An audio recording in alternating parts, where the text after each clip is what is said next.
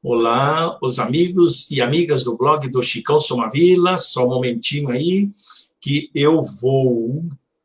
Quero ver aqui, só um... Eu vou pegar aqui o link, deixa eu ver aqui, só um momentinho que eu vou marcar, né? Aqui, deixa eu ver aqui na minha página pessoal, vou colocar aqui, e já estamos iniciando a live, daqui um pouco nós começamos aí com o nosso bate-papo aqui com o professor Marcelo Marcelino, só estou colocando aqui o título. Agora vou marcar aqui o Marcelo Marcelino, né? Depois eu marco outros amigos também. Marcelo Marcelino, está aqui marcado, né? Está publicando. Estamos aí. Então, boa noite, pessoal. Estamos iniciando mais um programa, O Ponto da Política, né? Hoje, sexta-feira, 16 de abril de 2021, são 19 horas e 30 minutos. E na pauta de hoje nós vamos falar sobre o caldo que está fervendo, anda fervendo lá em Brasília, com as propostas, né, de impeachment do presidente e CPI da pandemia, né? E para falar sobre esses assuntos, aí na conexão está aí hoje o professor, cientista político, sociólogo, economista, escritor e pesquisador da Universidade Federal do Paraná, Marcelo Marcelino. Marcelo Marcelino, tudo bem com você? Tudo legal? Como é que está aí a capital dos paranaenses? Boa noite, nobres combatentes. Eu estou bem, apesar de tudo, né? Numa situação confortável aqui no meu apartamento, na Vila Isabel, em Curitiba, enquanto que a população, na sua esmagadora maioria, está pegando o transporte coletivo lotadíssimo, querido amigo Chicão de sempre. Então, a situação da pandemia é dramática, já foi assim para o mês de março e está sendo no mês de abril também. E possivelmente encerraremos esse mês com cerca de 400 mil mortos pela pandemia Covid-19, infelizmente. Boa noite, nobres combatentes, telenautas e Chicão, mais uma vez, obrigado pelo espaço. E nós vamos discorrer sobre essas questões também ao longo da nossa programação aqui.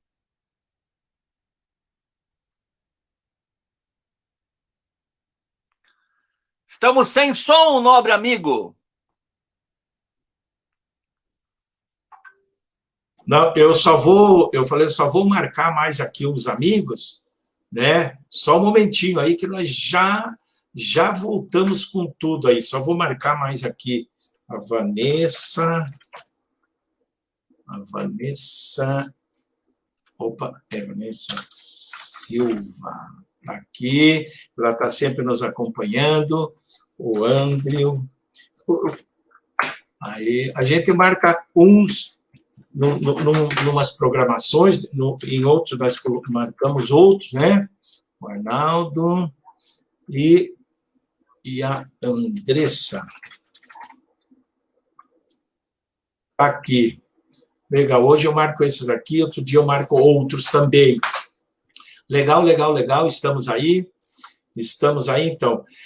Marcelo Marcelino, veja só, aí está tudo legal, apesar da pandemia, apesar das pataquadas aí que a classe política dá, e principalmente a questão da vacina, que infelizmente o presidente não quis comprar o ano passado, né, 70 milhões de doses, enfim, estamos pagando o preço aí.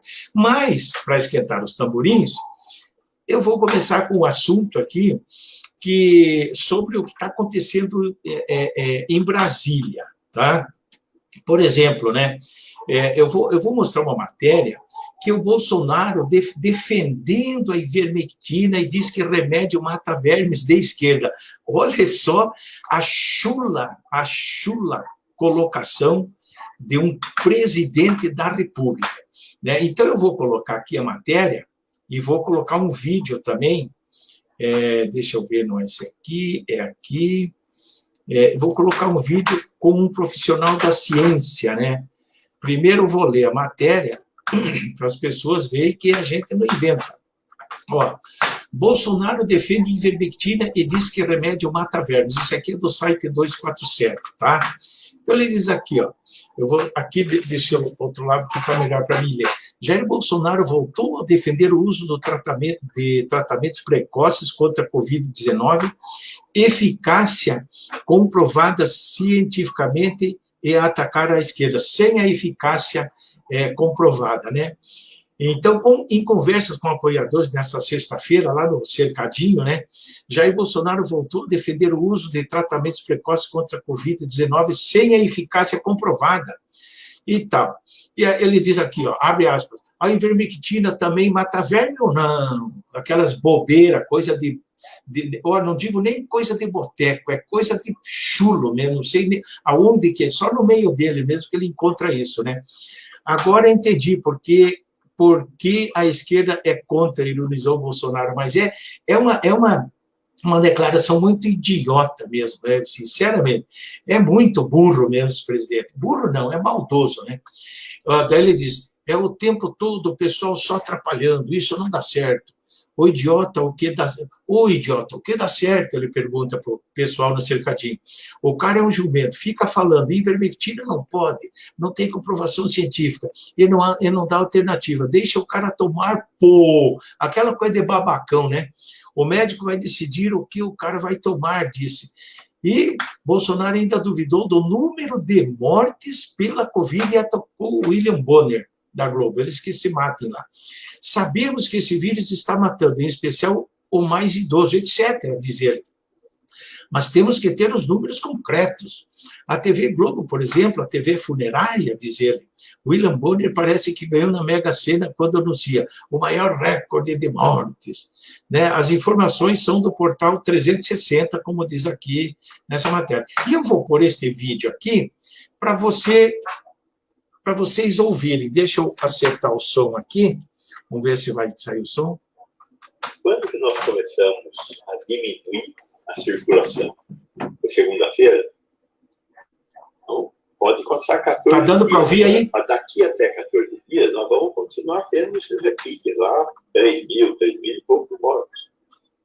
O que está acontecendo hoje foi o que nós fizemos há 14 dias atrás. Então, o que está acontecendo hoje não é de hoje, é de 14 dias atrás. E o que nós começamos a fazer segunda-feira, que não começamos a fazer muito bem feito, estamos fazendo meia boca, veja como é que está o metrô, veja como é que está as estações dos trens suburbanos, veja como é que está o transporte de ônibus, está tudo cheio. Esse povo está se infectando na rua, vai continuar adoecendo, para depois dos 14 dias agora. Se nós estivéssemos fazendo um isolamento social mais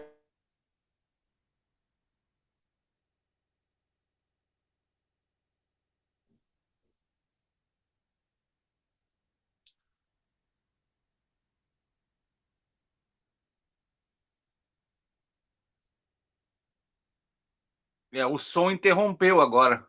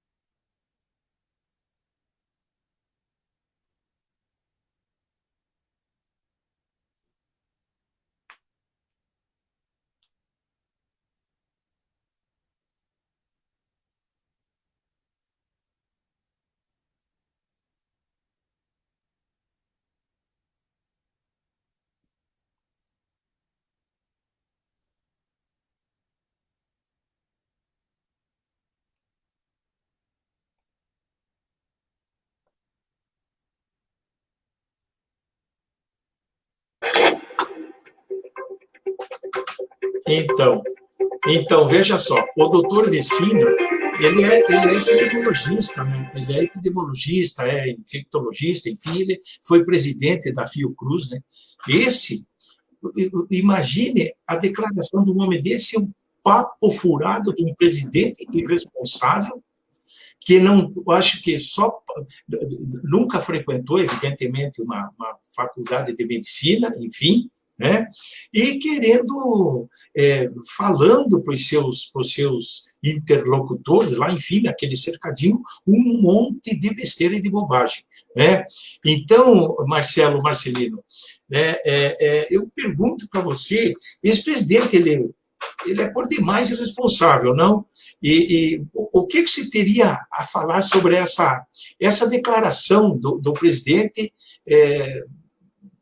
falando aí que ivermectina é bom, que não sei o quê, que isso, que aquilo, e um cientista, o cara que estuda, conhece, dizendo o contrário, né? Inclusive, do lockdown, mais propriamente dito, o doutor Vecina se referiu, né? O que você acha dessa declaração do presidente, por exemplo, essa que eu li agora há pouco? Teve uma parte do vídeo que o áudio se perdeu e eu não consegui acompanhar da metade para o final, infelizmente. Mas eu conheço a posição desse médico porque, às vezes, eu acompanho o jornal da TV Cultura, que começa lá por 9h30 da noite, todo dia, né? E ele, às vezes, ele está na bancada fazendo os comentários sobre a questão da Covid-19. Bem, o que acontece aí? Tem algumas questões para a gente discutir. A primeira delas, que o médico comentou do isolamento social, esse isolamento social, mesmo em países desenvolvidos, ele não foi, na maioria das vezes, bem sucedido, né? Você veja que no caso da França, por exemplo, eles estão com uma situação trágica lá. A vacina não avança mesmo na França, muita dificuldade em vários países europeus. O único país mesmo que conseguiu impulsionar a vacina na Europa foi a Inglaterra, porque a Oxford AstraZeneca, né? Primeiro tem uma combinação entre uma indústria farmacêutica da Suécia com as pesquisas científicas da Universidade de Oxford no Reino Unido. E nos Estados Unidos, depois de praticamente 500 mil mortos, a gente percebe que a vacinação, a partir do final do ano passado, avançou. Mas ela, na maioria dos países, está muito ruim, muito atrasada, por vários fatores. Veja só, no caso brasileiro, o Bolsonaro, ele tem um modus operandi político de falar para os seus eleitores, para o seu público. Por isso que ele chama a atenção da ivermectina como sendo um remédio que combate a esquerda, tal, porque ele quer chamar a atenção do seu público-alvo. O Bolsonaro, ele faz isso tudo não por ignorância, na verdade ele faz como estratégia política.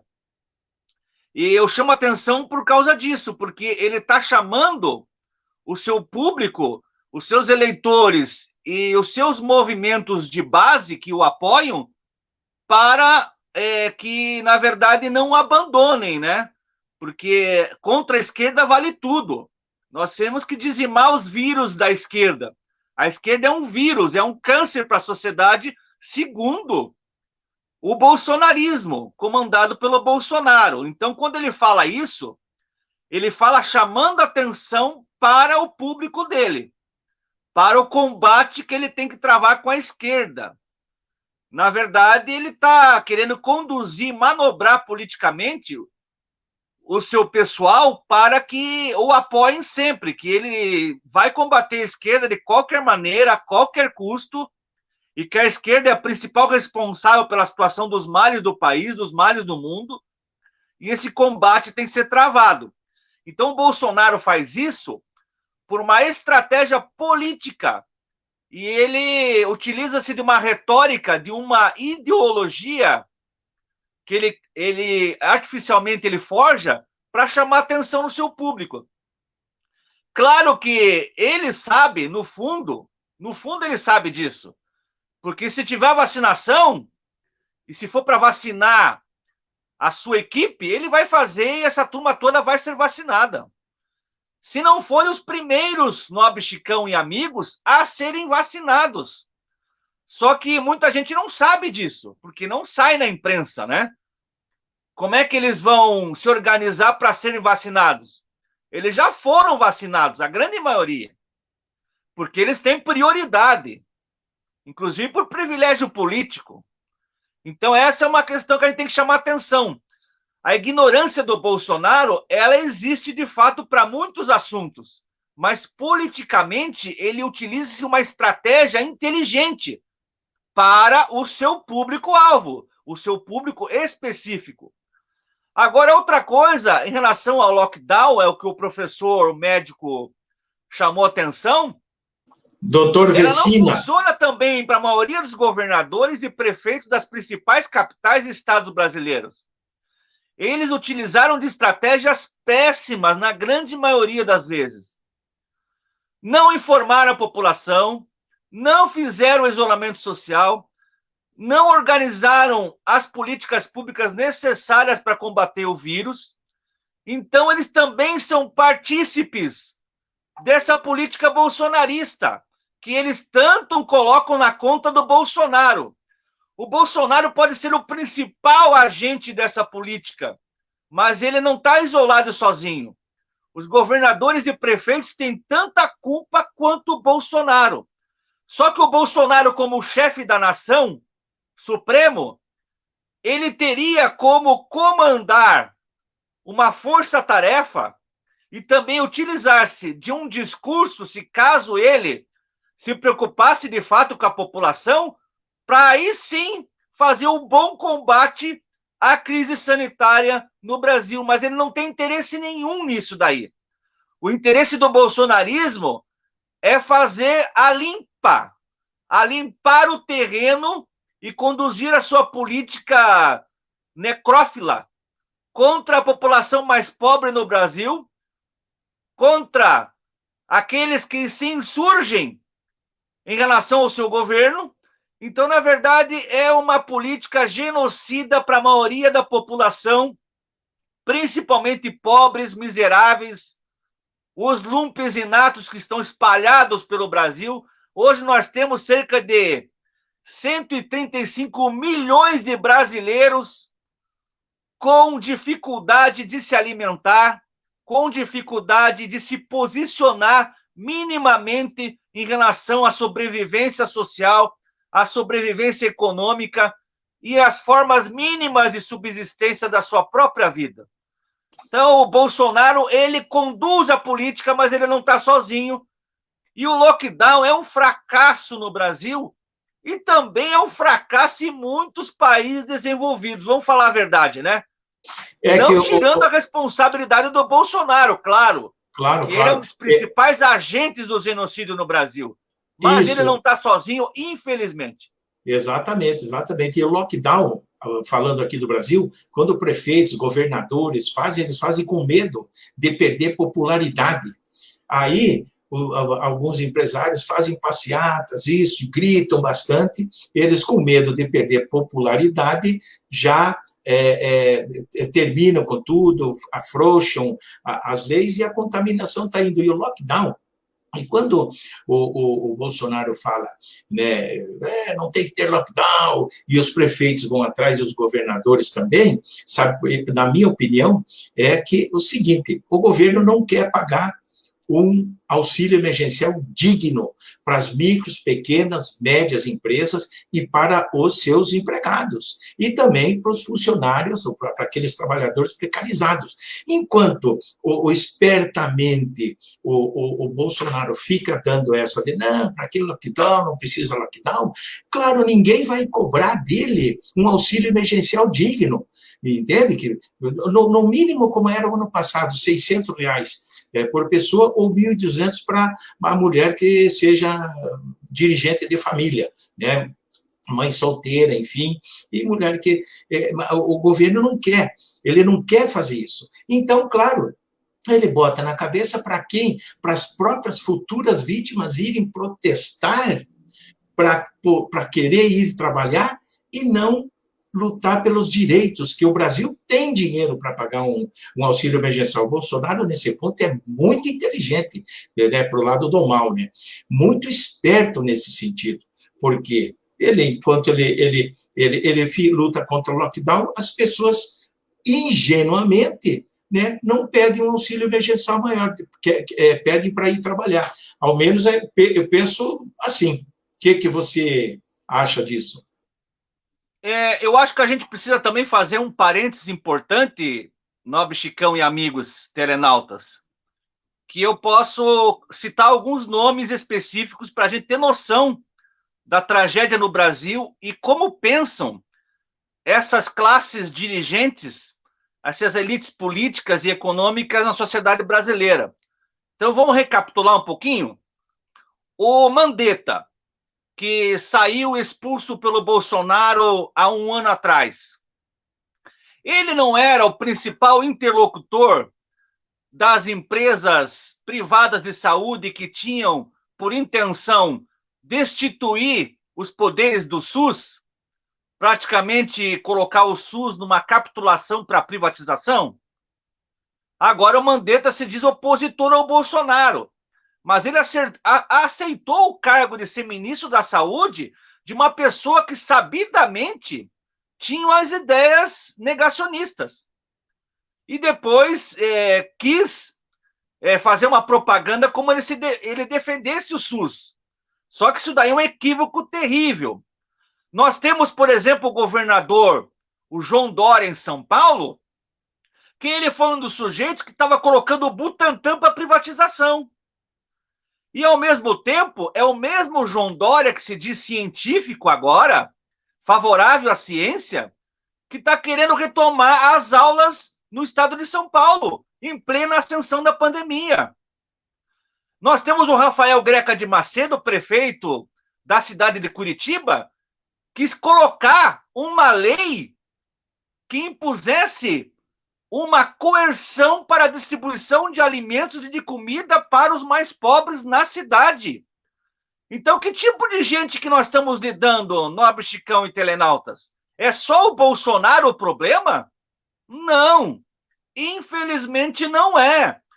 Os nossos dirigentes, a nossa classe política e a classe dominante brasileira, local, regional, nacional, eles têm visão apenas do lucro, a visão a curto prazo, numa sociedade de rapina.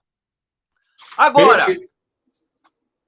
Desculpa, Perfeito. Chicão, pode falar. Desculpa. E esses governadores e prefeitos, eles não fazem um movimento para pressionar também o governo federal a liberar verbas para auxílios emergenciais.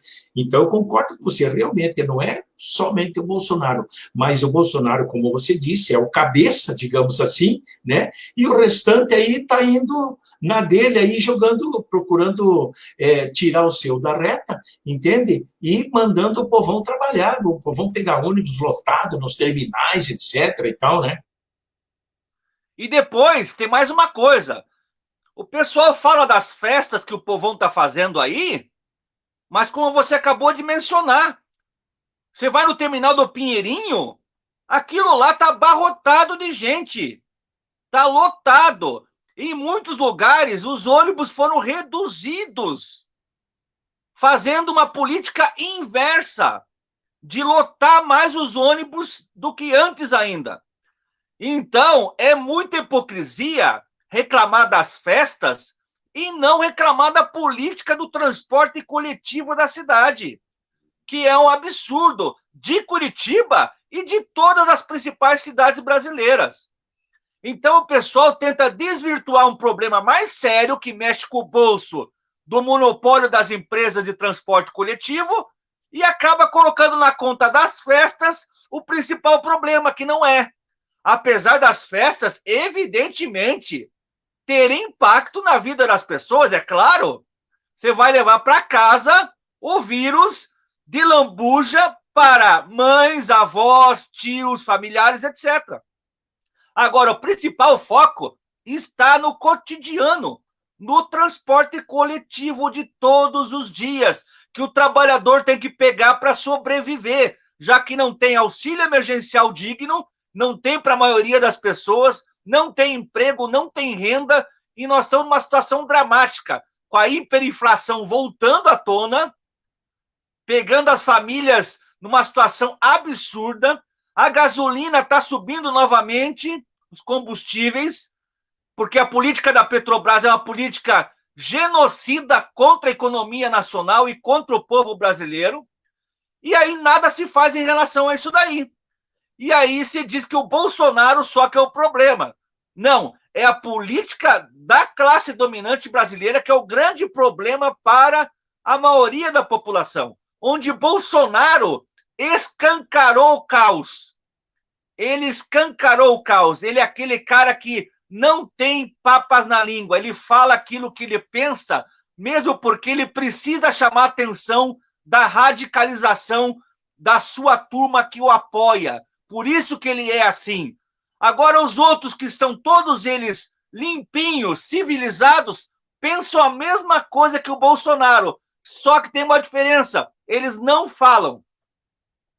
Perfeito, perfeito. Vamos partir para um outro. Deixa eu ver aqui, o Nelson Giovenardi. Boa noite, Chicão e Marcelo. Obrigado aí pela presença, Nelson Giovenardi.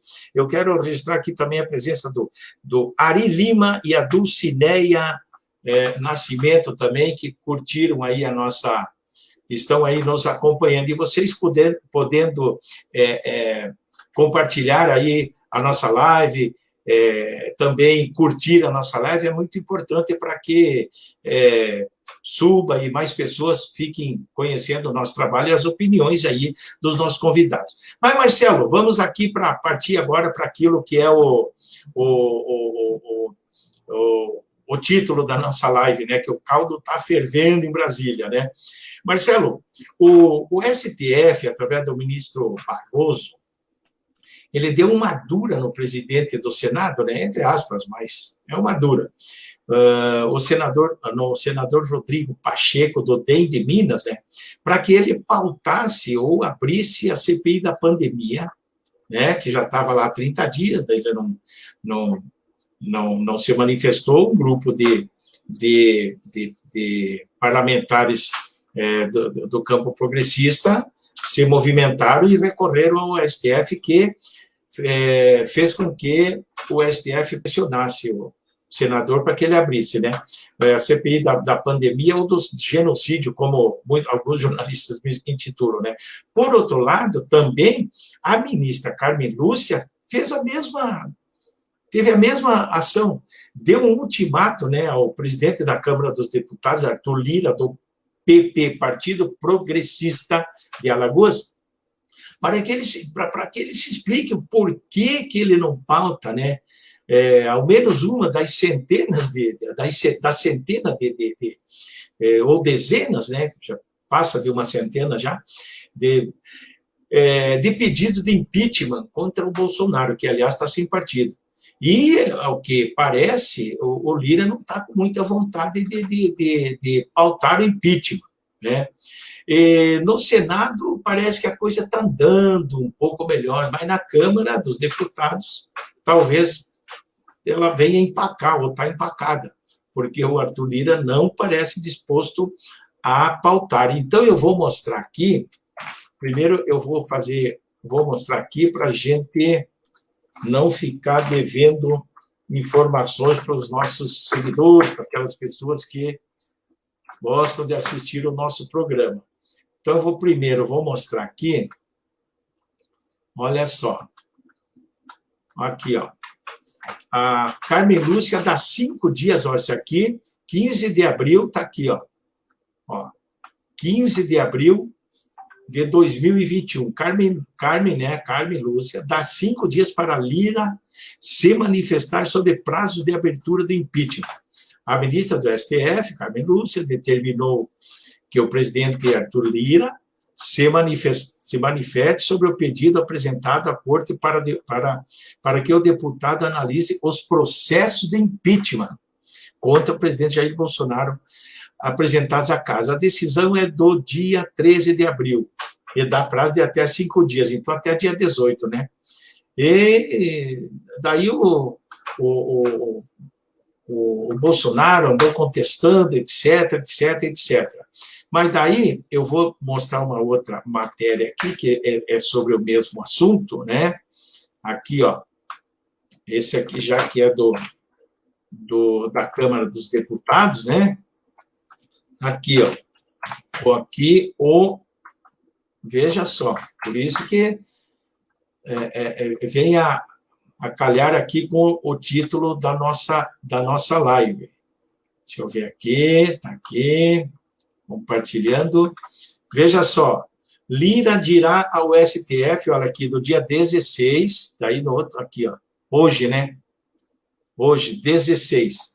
Lira dirá ao STF que a Constituição não lhe dá prazos para analisar o impeachment. Olha só o imbróglio. O presidente da Câmara, Arthur Lira, do PP, Partido Progressista de Alagoas, vai informar a ministra do Supremo Federal, Carmen Lúcia, que a Constituição Federal não estabelece prazos para que presidentes da Casa analisem pedido de impeachment contra o presidente da República. Enfim, essa matéria que eu queria mostrar para justamente a gente falar sobre isso, né? Eu peço para você, como analista, como cientista político, enfim, quais seriam os motivos, né, que levaram, que estão levando aí o Pacheco e Lira, ou que levaram esses dois presidentes das casas aí, a segurar essas solicitações de impeachment e também a instalação da CPI. Eles estariam querendo proteger o Bolsonaro, e também podemos dizer que as instituições estão caminhando no fio da navalha? Olha, nobre Chicão e caros telenautas, o papel do economista, do cientista político, do sociólogo, do cientista social de maneira geral, é procurar traduzir uma investigação acadêmica mais fechada no círculo da universidade para o grande público. Então, quando a gente começa a se viciar em respostas muito de estilo intelectuais, a gente acaba não atingindo o objetivo de se comunicar com o público de maneira geral, que é o nosso intuito aqui. Então, na tradução do que você está me perguntando, tem algumas considerações a fazer. A primeira delas é que o Arthur Lira e o Pacheco, eles foram eleitos presidentes da Câmara e do Senado, respectivamente, por apoio ao Bolsonaro, à equipe do Bolsonaro. E vejam só, se eles foram eleitos pelo bolsonarismo através de verbas orçamentárias desviadas para esses fins, e com os acordos a partir do Centrão, significa que eles defenderão o Bolsonaro até o momento que tornar-se insustentável a sua defesa. Mas, por enquanto, não é o caso. Bolsonaro tem o aval da classe dominante brasileira na sua grande maioria. Então, evidentemente, qualquer CPI contra o governo ou pedido de impeachment, pior ainda, mais grave ainda, não será levado a cabo por esses indivíduos. Só para explicar para o grande público. E tem mais. Por que que não se faz nada contra o Bolsonaro nesse sentido? Mesmo com inúmeros pedidos de impeachment colocados sobre a mesa desses presidentes. Porque a classe dominante brasileira não adora o Bolsonaro, mas eles querem manter a política econômica do Bolsonaro, apesar das suas divergências. Eles, na verdade, gostariam que o processo ficasse ainda mais acelerado, das privatizações, da entrega do patrimônio nacional para o mercado estrangeiro, o mercado financeiro. Eles já estão votando questões cruciais há muito tempo para esses grandes indivíduos ricos no Brasil e no exterior. Veja a questão da independência do Banco Central, que é seríssima. Eles aprovaram e o Bolsonaro deu aval. Então, o bolsonarismo é defendido pela classe dominante não porque eles adoram o Bolsonaro, mas porque o Bolsonaro pratica uma política favorável à classe dominante brasileira. Portanto, quaisquer pedidos de impeachment serão colocados para debaixo do tapete ou na última gaveta trancada com a chave. Então, isso não irá acontecer, a não ser, como eu falei, que se torne insustentável. Bem, faltando menos de 2 anos para o término do mandato do Bolsonaro, a classe dominante não quer entrar numa aventura de colocar um Mourão que não tem popularidade alguma e não tem respaldo nem sequer de um público de percentual menor, como é o caso do Bolsonaro. Mourão não tem nada, Bolsonaro tem. Bolsonaro conseguiu um público específico. O Mourão é apenas um general, um militar, que está se aproveitando desse espaço. Então, para que entrar numa aventura incerta e dar mais poder ainda para o Lula chegar forte nas eleições de 2022?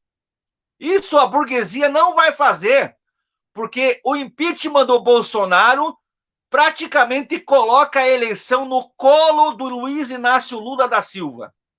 E é justamente o único candidato, o único que a burguesia teme, por mais que Lula seja um conciliador histórico, seja um reformista, mas ainda consegue falar com as massas como ninguém.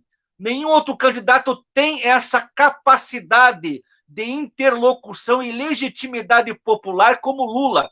E colocar o impeachment do Bolsonaro significa entregar nas mãos de Lula e do Partido dos Trabalhadores, da esquerda em geral, as eleições do próximo ano. Então, isso não irá acontecer, nobres telenautas e nobre Chicão. Legal, muito bacana, muito interessante essa tua análise aí. O Sidival Chaves está nos acompanhando, o Carlos Heleno também está nos acompanhando, um grande abraço para vocês. Agora eu vou botar aqui uma matéria que eu achei bastante interessante, me parece assim, pela confusão das palavras colocadas aí pelo presidente. Eu, ao menos, achei um pouco confusa, talvez eu não tenha entendido também, né? Olha assim, ela foi aqui dia 15, ontem, né? Dia 15. Em tom alarmista, Bolsonaro avisa, né? Avisa, abre aspas, eu sei onde está o câncer no Brasil. Olha só. Então, diz a matéria aqui do Correio Brasiliense, o mandatário afirma que é um movimento para apeá-lo da presidência da República e afirmou que só ganha a guerra, entre aspas, quem tem informação. O chefe do executivo disse ainda que pretende agir dentro das 4 linhas da Constituição. Ele diz aqui, o presidente repetiu críticas ao lockdown, aqui, adotado por governadores e prefeitos na tentativa de conter o aumento dos casos de Covid no país. Em indireta, chamando a população para as ruas, o mandatário afirmou que sabe onde está o câncer do Brasil e que só ganha guerra quem tem informação. Ele diz aqui, abre aspas, estamos com uma tempestade quase perfeita pela frente, diz ele. Talvez seja isso que alguns governadores queiram. Olha só, pela economia, né, pela economia, atingir o governo, diz ele. A briga desses não é derrotar o vírus, é tentar derrubar o presidente. Eu quero saber o que vai esperar.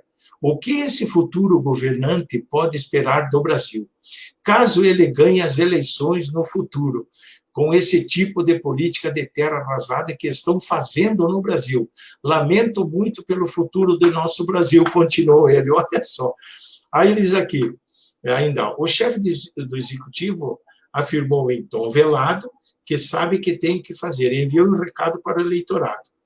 Ele diz aqui, e o que eu posso fazer? A gente só ganha guerra pessoal se tiver informações. Se o povo tiver bem informado, tiver consciência do que está acontecendo, a gente ganha essa guerra. Alguns querem que a gente seja imediatista.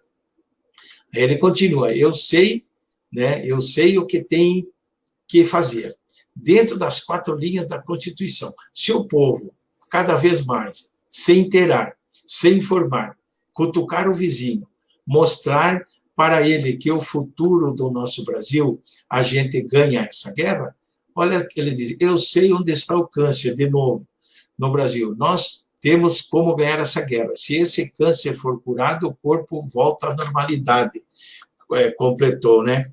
E daí aqui, diz aqui, ó, estamos entendidos? Se alguém acha que eu tenho que ser mais explícito, lamento. E se retirou do cercado lá, enfim, né? Então, Marcelo, eu achei assim, claro, é confusa na maneira dele falar, mas a impressão que tem ali é que ele está atacando algum adversário forte que ele esteja imaginando aí pela frente, né? O que você teria a dizer sobre essa declaração aí, né? Qual a sua opinião? O que você pode extrair de tudo isso?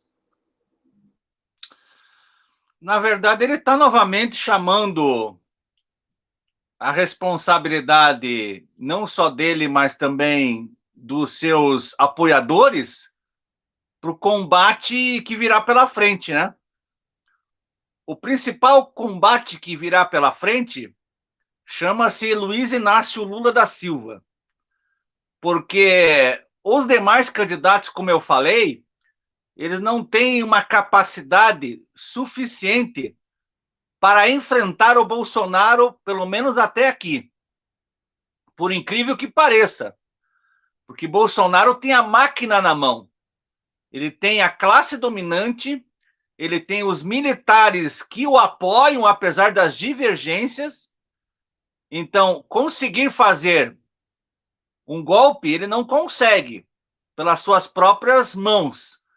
Mas ele ainda tem o apoio das Forças Armadas. Só que as Forças Armadas não querem um choque maior, físico, militar nesse momento. Porque seria jogar um coringa fora. Porque as forças militares só iriam entrar em campo mesmo caso fosse extremamente necessário para balizar a ordem vigente, que é a ordem do que está aí colocado. A privatização das empresas nacionais, a entrega do patrimônio público e também os recursos naturais do Estado brasileiro para o estrangeiro, em especial os Estados Unidos da América. Então, enquanto essa política continuar, ela é favorável à classe dominante brasileira, apesar das suas diferenças. Porque tem uma parte da classe dominante brasileira que está descontente com o Bolsonaro e quer colocar um candidato alternativo ao bolsonarismo em 2022. Por isso tem esse desgaste contra o Bolsonaro. Se pegar, por exemplo, as organizações Globo, elas comandam uma articulação, uma frente, para colocar um candidato viável, controlável pela classe dominante, que Bolsonaro não é, e que seja palatável em termos de discurso. E aí, como esse candidato ainda não apareceu, não surgiu, o Bolsonaro é o principal candidato à continuidade em 2022. Agora, se Lula for viável para uma parte daqueles que não conseguem colocar a candidatura dele fora do baralho, ele sim entrará como o grande adversário político do bolsonarismo e da direita brasileira. Mas ainda temos muito chão pela frente e temos ainda muitos golpes a serem dados contra a esquerda de conjunto, que é o de praxe desde 2016, e que nós não sabemos ao certo os desdobramentos disso. Mas certamente o caldeirão político está muito quente e muito favorável a disputas cada vez mais acirradas em torno da esquerda e da direita no Brasil. E Bolsonaro dá um toque. Precisamos de informação, precisamos disseminar a nossa ideologia política através de como era antes, né, do processo eleitoral se desfazer, de fato, com a eleição do Bolsonaro, que era, através da Cambridge Analytica, disseminar informações falsas pela rede social para eleger o Bolsonaro presidente também. E aí ele está chamando a atenção: informação, comunicação, publicidade e propaganda. Vamos precisar de muita força para derrotar Lula e a esquerda ano que vem. Então, já estamos dando um toque. O câncer do Brasil é a esquerda que vem pela frente, comandada pelo lulismo. E nós temos que barrar isso com muita informação e muita disseminação de comunicações entre nós do grupo e a sociedade brasileira. Perfeito, perfeito. Palavras estas do Bolsonaro, né? Então, e nós estamos chegando ao final do programa aí. Deixo aqui um abraço para você e para você dar um abraço para o pessoal aí. Bem, querendo agradecer mais uma vez a chamada do nobre amigo Chicão de sempre, né? Agradecer ao público que nos assiste, que nos acompanha, mais uma vez, os telenautas aí, e que nós estamos sempre, de acordo com as possibilidades, propensos a novas conversas e novos debates políticos acalorados e que chame a atenção do público em geral. Obrigado mais uma vez, um abraço e até o próximo encontro. Legal, agradeço muito você ter aceito essa parceria que nós fizemos já desde o ano passado, e também agradeço aqueles internautas que nos assistem em off também. É muito importante que todos sempre ouçam, vejam as palavras, os comentários dos nossos convidados. Um abraço a todos e vamos fazer aí um espaço para a gente, faz uma panca aí para a gente printar essa foto aqui. Valeu, então. Um grande abraço para você, viu? Um abração aí.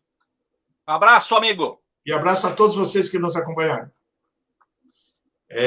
E aqueles, claro, eu falei, né, que nos acompanham e nos assistem em off. Beleza? Um abração.